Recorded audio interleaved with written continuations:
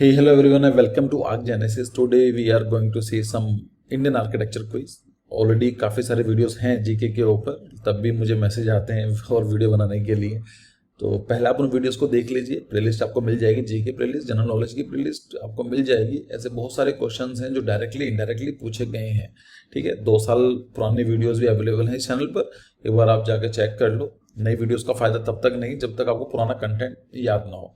और बाकी रही बात है जीके, तो जीके तो सबका सेम ही रहने वाला है ना। जनरल नॉलेज है, आज भी सेम रहेगा, कल भी सेम रहेगा। If it is not related to an architecture event, it is not related to the current event, तो सेम रहने वाला है। ठीक है, एंड वन मोर थिंग, कल आपका एग्जाम है, so very best of luck for your exam from my side and from my team. We wish you very best of luck. अच्छी तरह से एग्जाम देखा हो, ज़्यादा स्ट्रेस लेने की जरूरत नहीं है, टाइम से सो जाना, और सोना बहुत ज़रूरी है एग्ज़ाम से पहले। It will actually help you.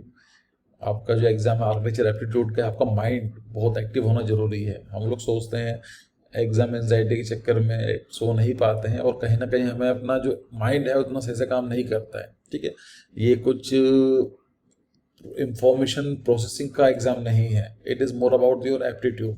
आप उसको कैसे ऑब्जर्व कर पाते हो, प्लान एलिवेशंस आएंगे, आपका माइंड एकदम एक्टिव है या नहीं है। ठीक है, so don't take too much stress. थोड़ा बहुत होना जरूरी है लेकिन ज़्यादा लेने की जरूरत नहीं है। So let's start.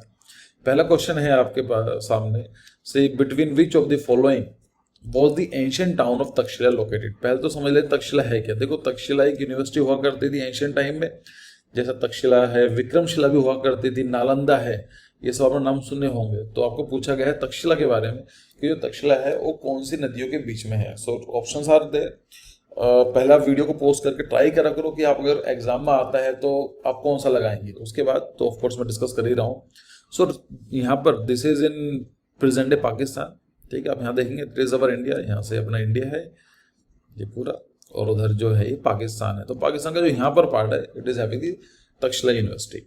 तक्षशिला कौन सी रिवर ब्यास, तो देखो ये जो इतनी भी रिवर हैं, रवि, ब्यास, झेलम, चेनाब, इंडस, ये रिवर जो है पंजाब में आती है। ठीक है, so the right option is Indus and Jhelum. तो जो इंडस नदी है वो इंडिया से ओरिजिनेट होती है, लेकिन Pakistan is having the full control. ठीक है, शायद आपने सुना होगा IWT। एक होती है Indus water treaty. There are 5 rivers. Indus की 5 ट्रिब्यूटरीज हैं, एक टोटल एक रिवर खुद इंडस है, उनकी जो ट्रिब्यूटरी हैं जो इंडिया से ओरिजिनेट होती हैं, it has been divided between India and Pakistan. ये जो ट्रीटी आई थी, अब डिवाइड कैसा होगा, एक ट्रीटी आई थी इंडस वाटर ट्रीटी 1960s में आई थी। ठीक है, सो इसको थोड़ा सा याद रख लेना। इसमें 3 जो रिवर्स हैं वो इंडिया को दी गई हैं, like India is having the full control, और जो 3 रिवर्स हैं उनको दे दिया गया है पाकिस्तान को। डिबेट चलती रहती है कभी ना, जब भी इंडिया पाकिस्तान के इश्यूज आते हैं हमेशा इंडस वाटर ट्रीटी के बारे में बात होती है। सो तक्षशिला जो है it is Indus and Jhelum river.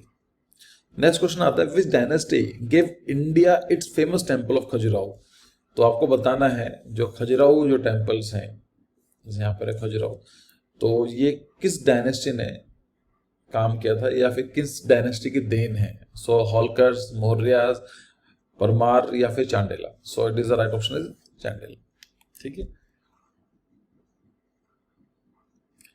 एक क्वेश्चन और है, मैं चाहता हूं आप इसको ट्राई करो। Which of the following pair is correctly matched. Mahabalipuram temple Rashtrakutas, Meenakshi temple Pallavas, Ellora cave Shakas, Khajuraho temple Chandelas. So मेरा कहने का मतलब, मैंने क्वेश्चन क्यों लिया स्पेशली आपके लिए ये देखो, ये क्वेश्चन ऐसा हो सकता है लाइक फ्रॉम, अगर आप मुझसे पूछेंगे from my personal opinion, I don't feel कि there is a need to remember this kind of the dynasties. ये फैक्चुअल इन्फॉर्मेशन है, ऐसा इतना फायदा नहीं करती, लेकिन एग्जाम पूछे जाते हैं। अब मान लो ऐसा एग्जाम में क्वेश्चन आ जाता है तो मैं क्या करूंगा, शुड आई लीव इट। देखो there are 4 options and I know only, I have no idea what Mahabalipuram temple किसने बनाया है। ठीक है, मीनाक्षी टेम्पल के बारे में जानकारी नहीं है, but I know that Khajuraho temple is the dynasty responsible was the Chandela. तो मुझे सिर्फ एक सही होना चाहिए जवाब, है ना। तो द पॉइंट इज कि जब भी कोई क्वेश्चन आपके सामने आता है तो पहले ट्राई करो, have this kind of the like enquiring mind कि मुझे क्वेश्चन सॉल्व करना है। ठीक है, सारे क्वेश्चन सारे ऑप्शन आपको किसी बच्चे को नहीं आते होंगे। जो बच्चे थोड़ा सा माइंड यूज कर पाते हैं, लॉजिक लगा पाते हैं, उनका एग्जाम क्लियर हो जाता है। ठीक है। सो मेरा कहने का मतलब इतना है कि हमें 3 का ऑप्शन नहीं पता है, लेकिन हमें इतना पता है, अभी लास्ट क्वेश्चन में डिस्कस किया खजुराहो टेम्पल जो है चांडेला। सो हमें इतना ही तो चाहिए। वी है like this question are not deciding, अगर आपको ये फैक्ट पता है तो। ऐसे मैंने चीज देखिए, जीके के अंदर बच्चे क्वेश्चन पूछते हैं नाटा में कि सर क्वेश्चन कैसे करें, फिजिक्स कैम, तो डरते रहते हैं। अरे बहुत सिंपल है, आपने 12th पास करी है ना, जब 12th पास करी है तो आते होंगे आपको, थोड़ा सा आपने देखा होगा। So consider the following historical palace, Ajanta caves, Lepakshi and Sanchi stupa, which of the above place is also known for the mural painting. तो म्यूरल पेंटिंग मैंने फोटो डाल दी है, देखो this is called as a mural painting. Mural painting का मतलब होता है कि ऐसी पेंटिंग जो बड़ी स्केल पर बनाई जाती है। फॉर एग्जाम्पल सीलिंग पे बना दी आपने, वॉल पे बना दी, तो बड़ी जो पेंटिंग्स होती हैं उसको बोलते हैं म्यूरल पेंटिंग्स। अब छोटी पेंटिंग्स होंगे तो क्या बोलेंगे, उनको बोलेंगे मिनिएचर पेंटिंग। जैसा पोर्ट्रेट बनाते हैं किसी का ना, फेस बनाते हैं, तो this is called the miniature paintings. तो आपको बताना है वन, नन ऑफ दिस, कोई ऑप्शन सही नहीं है, पहला दूसरा, ओनली वन या 1 2 3 सबका ठीक है।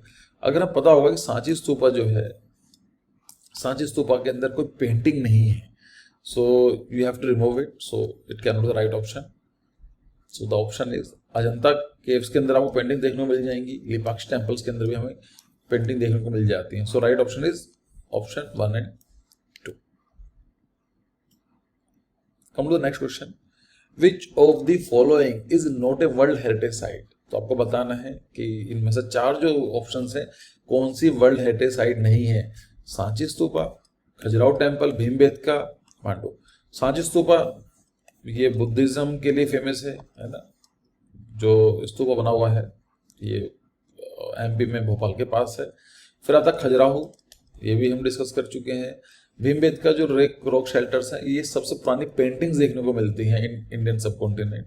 और जो मांडू फोर्ट है, मांडू फोर्ट की मैंने फोटो डाल दी है, ये एमपी में है।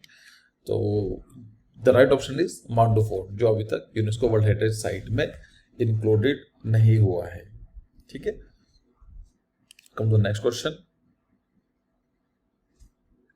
विच is the Dilwara temple, where is the Dilwara Jain temple is located. तो पता होना चाहिए दिलवारा जो है टेम्पल, ये जैन के लिए फेमस है, राइट। सो ये कहाँ पर है, मध्य प्रदेश में है, उत्तर प्रदेश में, असम में है या राजस्थान में है।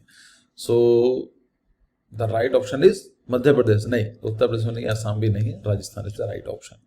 ठीक है, एक क्वेश्चन मिलता जुलता होना चाहिए। यस, ये क्वेश्चन भी है, Dilwara Jain temple is situated at. तो आपसे ये तो पता चल गया राजस्थान में है, लेकिन कहाँ पर सिचुएटेड है। कभी कभी आपको स्टेट पूछ लिया जाता है, कभी कभी आपको माउंटेन रेंजेस पूछ ली जाती हैं। ठीक है, सो गिरनार जी है या माउंट आबू है या पलिताना है या फिर सोमगिरी है। तो right option is mount Abu.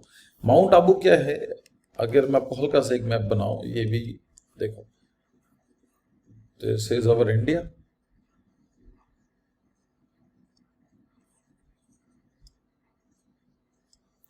यहाँ पर न्यू दिल्ली है। ठीक है, सो आपने सुना होगा कि रायसेना हिल्स है ना, रायसेना डायलॉग भी होता है। रायसेना डायलॉग क्या होता है, जब इंडियन गवर्नमेंट आसपास की कंट्रीज के जो हेड्स होते हैं उनको बुलाती है और डिस्कस करती है। ये एक्चुअली जो रायसेना जो डायलॉग है, ये कॉन्सेप्ट लिया गया है सिंग्रीला के नाम से, सिंग्रीला डायलॉग। तो वहाँ से कॉन्सेप्ट क्या गया है, एक्चुअली रायसेना क्या है, इट इज लाइक यहाँ पर माउंटेन रेंज अरावलीज ऐसे जाती है, माउंटेन रेंजेस इस तरह से। सो जो अरावलीज रेंजेस हैं, जैसे हिमालय आज के टाइम के अंदर देखते हैं ना, माइटी हिमालयास, आज से कई हजारों लाखों करोड़ों साल पहले ऐसे ही हुआ करते थे अरावलीज। लेकिन अब क्या हुआ, उनकी जो ग्रोथ है रुक गई है। अब जो डेनोटेशन प्रोसेस है, उनकी जो हाइट है कम करते हुए जा रहे हैं। ठीक है, मतलब उसको डिक्रीज कर रहे हैं, एक्सोजेनेटिक फोर्सेज उसको एक्टिवेट है और उसको जो लैंड फॉर्म है उसको बैलेंस करने की कोशिश कर रहे हैं। So it started from this point, this is called the Delhi ridge. This is called, यहाँ से इसको बोलते हैं दिल्ली रिज, या इसको बोलते हैं हम लोग, यहां से स्टार्ट होता है और ये जो जाती है, एक जाता है यहां तक, इसको बोलते हैं माउंट आबू। अगर आपसे क्वेश्चन पूछा जाता है कि जो अरावली रेंजेस है उसकी हाईएस्ट पॉइंट कहां पर मिलेगा, तो माउंट आबू जो है उसका हाईएस्ट पॉइंट है। सबसे ऊंचाई जो पूरी रेंजेस की है वो मिलेगी आपको माउंट आबू में जाके, और माउंट आबू पर ही आपको दिलवाड़ा जैन टेम्पल लोकेटेड है। ठीक है, तो कहां से स्टार्ट होता है, रायसेना हिल से स्टार्ट होता है, एक वेव जाती है, इसकी क्लाइन जाती है माउंट आबू तक, एक थोड़ी गुजरात में भी जाती है। हाईएस्ट पॉइंट क्या है, माउंट आबू। तो जो दिलवाड़ा जैन टेम्पल है ये आपको देखने को मिलेगा माउंट आबू की पीक पर। नेक्स्ट क्वेश्चन है the title father of history rightly belongs to, किसको हम लोग बोलते हैं हिस्ट्री के पिता? So the right option is Socrates, Euripides, Herodotus या थाइसिडिड्स। आई सपोज मैं नाम प्रोनाउंस गलत कर रहा हूं, पर कोई बात नहीं, आपको ऑप्शन मिला होगा। So right option is Herodotus. Herodotus बहुत ही फेमस हिस्टोरियन रहे हैं और इन्होंने एक चीज बोली थी कि the history must be treated as a geography and geography must be treated as a history. मतलब उनका मानना सिंपल, बड़ा प्यारा सा कोट था। उसका मानना था कि जो भी किसी भी चीज़ की हिस्ट्री होती है और उसकी ज्योग्राफी आपस में इंटर रिलेटेड होते हैं।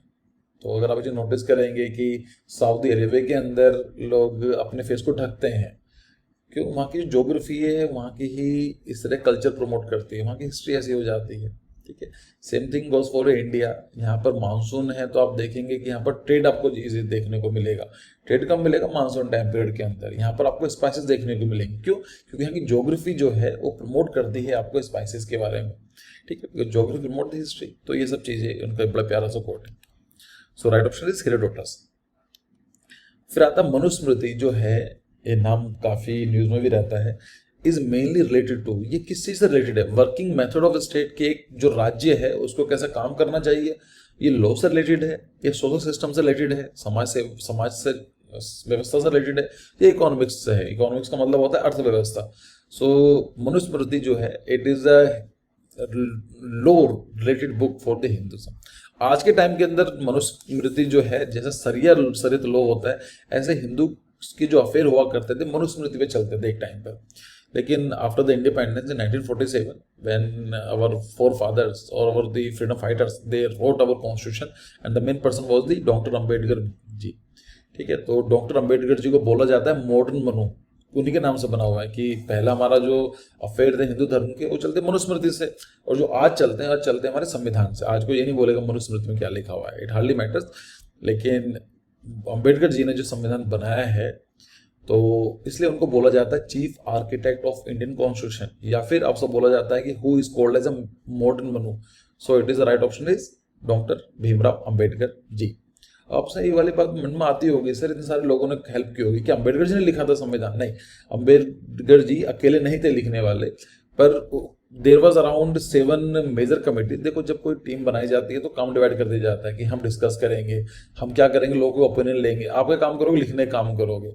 सो जितने भी कमिटीज बनाई गई थी, the most important committee was the drafting committee, जो ड्राफ्ट करती थी कि अच्छा ये सब डिस्कस हुआ, ऐसा क्या सोल्यूशन निकला। कुछ लोग डिबेट कर रहे हैं कि ये करना नहीं करना। अल्टीमेटली जो ड्राफ्टिंग कमेटी थी it was responsible for draft the constitution, और जो ड्राफ्टिंग कमेटी के जो चेयरमैन थे वो थे अंबेडकर जी, इसलिए उनको बोला जाता है मॉडर्न मनु या चीफ आर्किटेक्ट ऑफ इंडिया। ठीक है, so this book is related to the laws. I hope clear है। फिर नेक्स्ट क्वेश्चन आता है अंकोर वट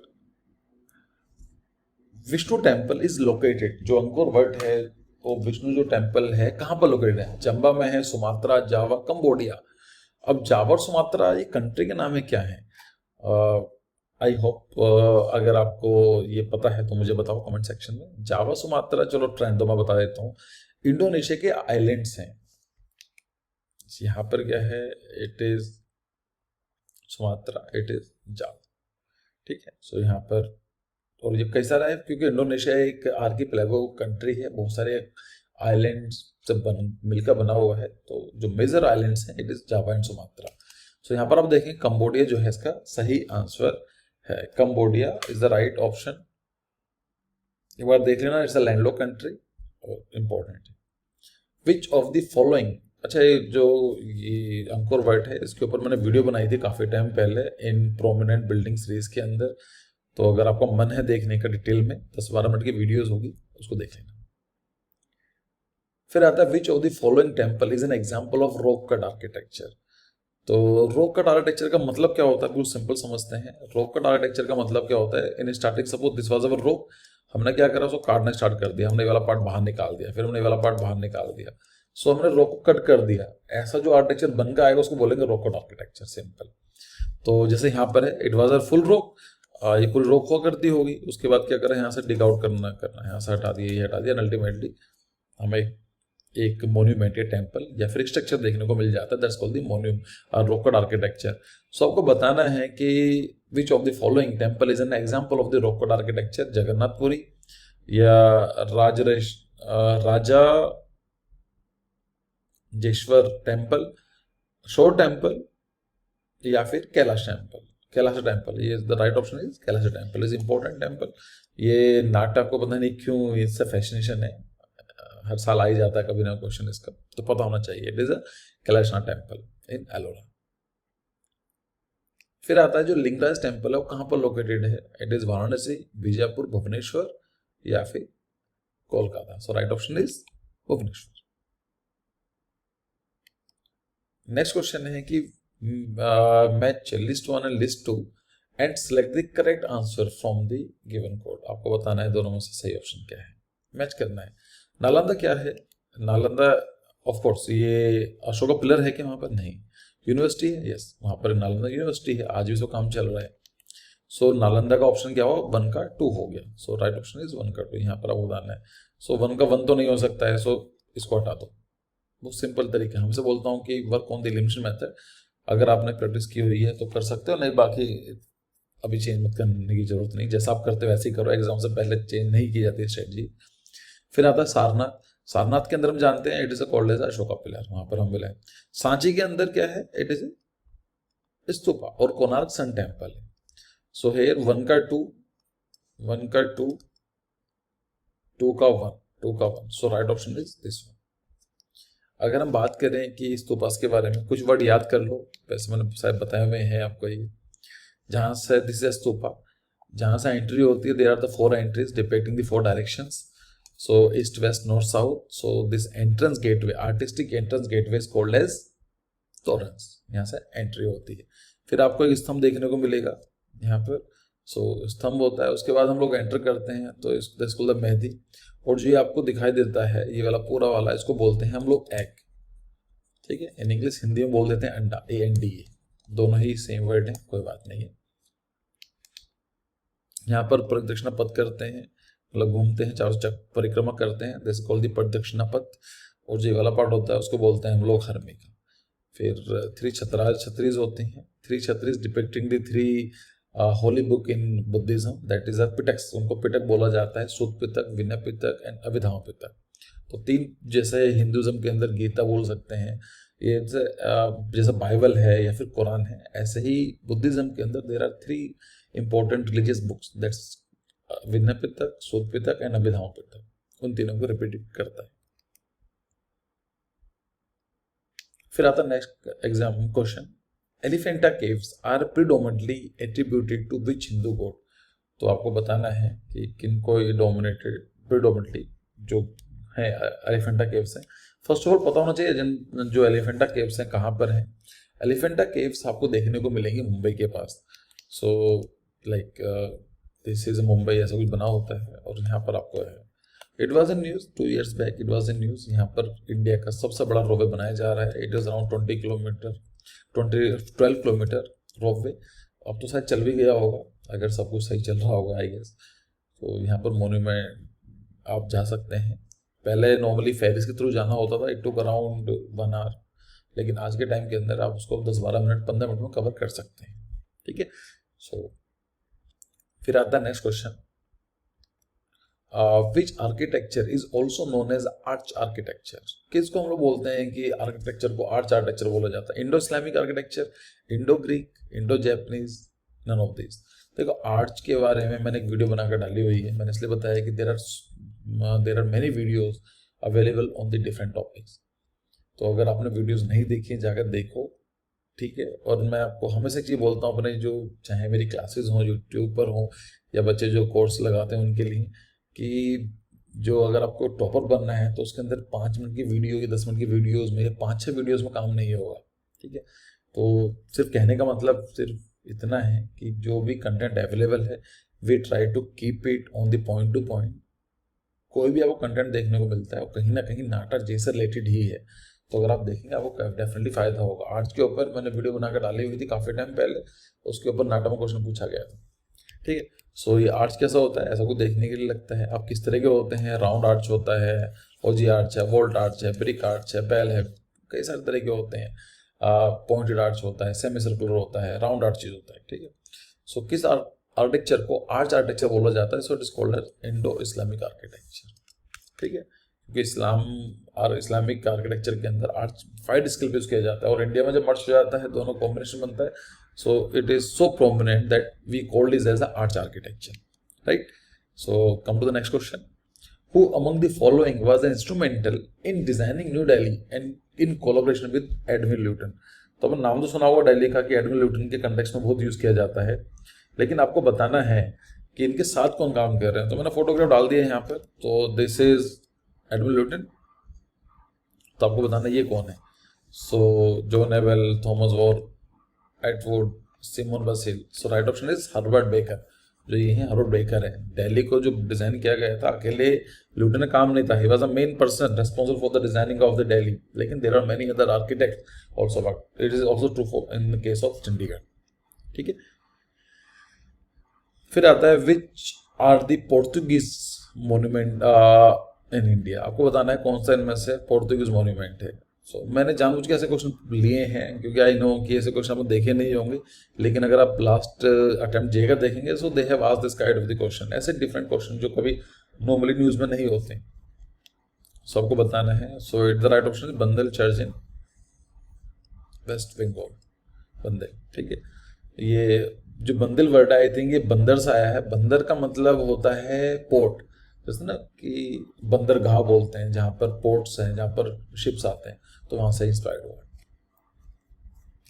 फिर आता है Sattriya dance, which is one of the 8 principal classical Indian dances tradition is from which of the following state. जो Sattriya dance है कौन से स्टेट से बिलोंग करता है। फर्स्ट ऑफ ऑल ये तो फैक्ट आप याद कर ही लो कि there are 8 classical dances, 8 classical dances, ठीक है। इंडिया में जो 8 क्लासिकल डांसेस हैं जो इनको रिकॉग्नाइज किए जा चुके हैं, जैसे भरतनाट्यम है, कथक है, कथकली है, कुचिपुड़ी है, मणिपुरी है, मोहिनीअट्टम है, ओडिसी है, सतरिया, ठीक है। आपको ये पता होना चाहिए। दूसरा आपको ये पता होना चाहिए कि सतरिया है it is the latest one, I think 2008 में ही ऐड किया गया था ये, तो ये वाला फैक्ट पता होना चाहिए। और सतरिया जो है ये असम से रिलेटेड है, ठीक है। अब यहाँ से मैंने यहाँ पर डाल दिया है, अगर आप इसका चाहें तो स्क्रीनशॉट ले सकते हैं। भरतनाट्यम जो है इट इज तमिलनाडु, कुचिपुड़ी आंध्र प्रदेश, कथकली केरला, मोहिनीअट्टम केरला, ओडिसी उड़ीसा से बना हुआ, मणिपुरी मणिपुर, कथक जो है एक्चुअली नॉर्थ इंडिया या फिर हम लोग बोल सकते हैं यूपी घराना से, और सतरिया जो है असम से। तो अगर आपसे क्वेश्चन पूछा जाता है ऐसा कौन सा क्लासिकल डांस है जो एक ही स्टेट से है, मतलब एक स्टेट में जो 2 क्लासिकल डांस कौन कौन से हैं, तो आपको पता होना चाहिए केरला एक ऐसा स्टेट है जिसके अंदर कथकली और मोहिनीअट्टम दोनों ही क्लासिकल डांस में आते हैं, ठीक है। वैसे नॉर्मली क्या है कि कार्नेटिक म्यूजिक होता है, ऐसे कार्नेटिक स्टाइल होता है और हिंदुस्तानी स्टाइल होता है। कभी मौका मिला तो पढ़ेंगे इसको भी, इसलिए आपको क्लासिकल जो डांसेस होते हैं। अच्छा आपके मन में आता होगा sir what is the classical dances, मतलब क्या होता है। ऐसे तो हम लोग कई सारे डांस भी करते हैं, छोटे मोटे डांस होते हैं जैसे डांडिया होता है या भंगड़ा आता है। सो एक क्वेश्चन मिलता जुलता है, try to solve it. Which of the following is not a classical dance for India. वैसे मैंने जवाब दे दिया है, आपको बताना है इनमें से कौन सा क्लासिकल डांस में काउंट नहीं होता है। कथक काउंट होता है, हाँ होता है। सतरिया बिल्कुल होता है, मणिपुरी होता है, भंगड़ा नहीं होता है। जो भंगड़ा है वो फोक डांस में आता है। अब एक चीज आती है सर डांस, क्लासिकल डांस में या फोक डांस में डिफरेंस क्या होता है। सो देखो the main difference between classical dances and the folk dances is that classical dances is quite complex and technical. जो क्लासिकल डांस होते हैं बहुत ही कॉम्प्लेक्स होते हैं, उनको सीखने के लिए आपको 10 साल 15 साल 20 साल 30 साल की मेहनत चाहिए होती है। कुछ बच्चे बोलते हैं ड्राइंग मेरी सही नहीं है, क्या करूं, प्रैक्टिस करोगे आ जाएगी ना। तो जब वे लोग इतनी मेहनत करते हैं, लाइक इट इज लिटरली आप सोचकर देखो कि कोई भी आदमी 15 and it is a minimum, मैं 15-20 ईयर्स बोल रहा हूँ, इट इज अ मिनिमम, इतने साल आपको चाहिए होते हैं to become the master in that particular dance, ठीक है।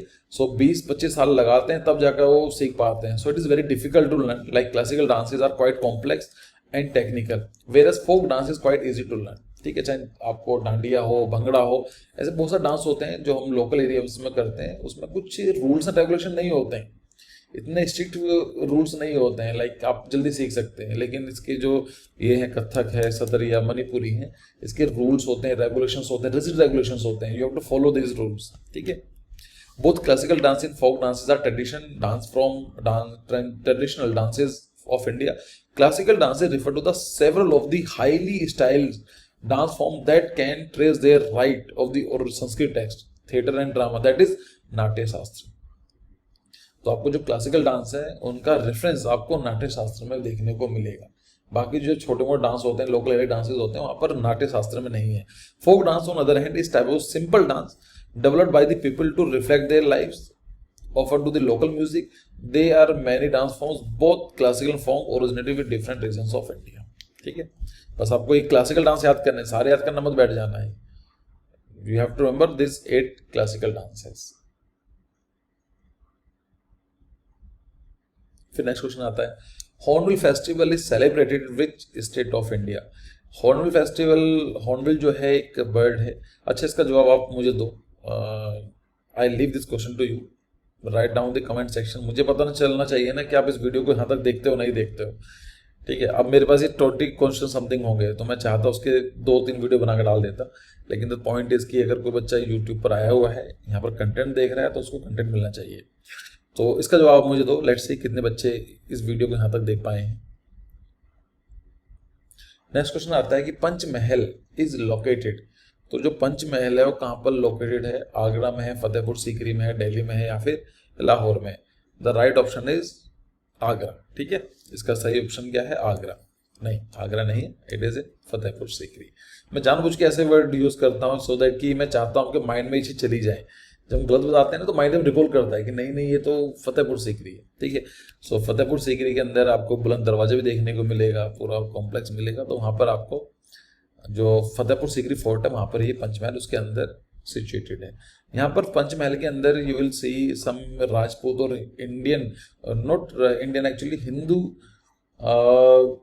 स्टाइल ऑफ आर्किटेक्चर यहाँ पर आपको देखने को मिल जाएंगे इस तरह की चीज। So right option is Panchmahal. So this was the last question and again very best of luck for your exam। आराम से जाओ, मजे से जाओ, ज़्यादा स्ट्रेस लेने की जरूरत नहीं है। ज़्यादा लोगे तो वैसे भी कुछ अच्छा नहीं होने वाला आपके एग्जाम में। सो ये जो एग्जाम है आपने पूरी मेहनत की हुई है, सो हैव द कॉन्फिडेंस कि आप अच्छा कर सकते हैं, ठीक है। So see you in the next video. Thank you for your time.